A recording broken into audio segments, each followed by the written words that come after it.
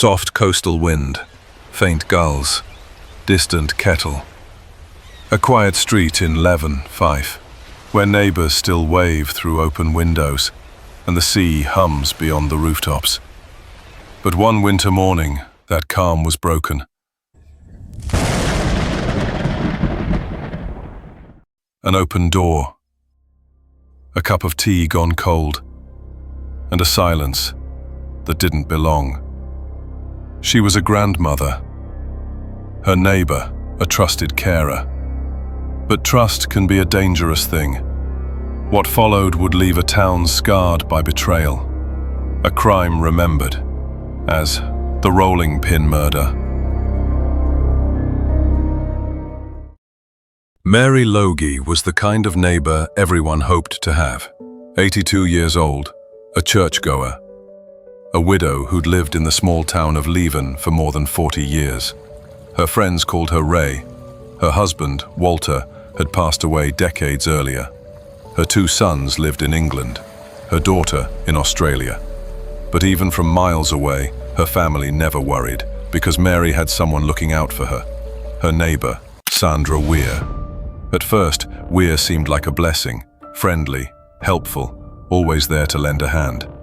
She offered to collect shopping, help with bills, take care of the little things. Mary trusted her completely, but that trust would become her undoing. Sandra Weir was 41, a former legal secretary, a heroin addict spending up to £100 a day. Behind the kindness there was a habit she couldn't control, and a friend she couldn't stop stealing from. Weir started small, a few withdrawals here, a few there. Over time, she drained more than £4,000 from Mary's account.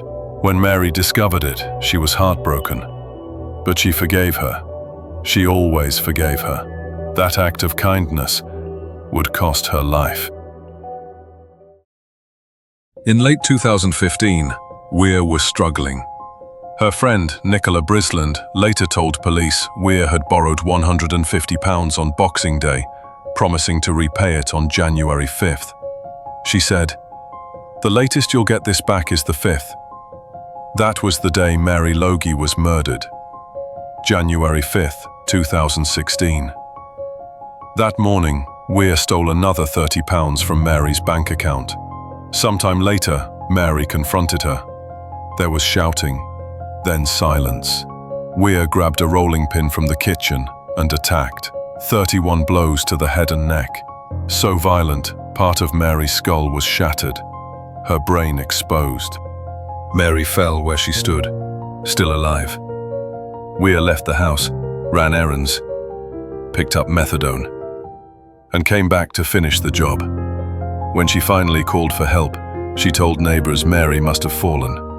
She sat on the sofa, opened her phone, and played Candy Crush, while her friend lay dying on the floor. CCTV later showed Weir walking calmly into a chemist that same evening, smiling whilst she collected her methadone, withdrawing cash, and later, buying heroin. By the time police arrived, she had her story ready, but it didn't take long for the cracks to show. A 15-day investigation uncovered a financial trail, witness statements, and video proof. Weir's own husband told officers he saw Mary's wounds and realized it wasn't a fall. At the High Court in Edinburgh, Sandra Weir showed no emotion as the evidence was read aloud.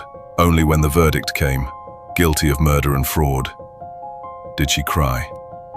The judge called her actions breathtakingly wicked.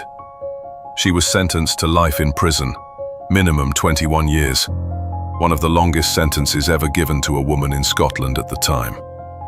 Mary Logie was laid to rest at Leven Parish Church.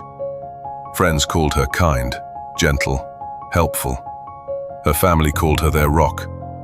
For the people of Leven, her murder wasn't just a loss. It was a wound that still hasn't healed. But the story didn't end there. In 2022, just 7 years into her sentence, Sandra Weir was diagnosed with terminal cancer. Scotland's Justice Minister approved her release on compassionate grounds. She left prison for hospice care. Her victims' friends were horrified.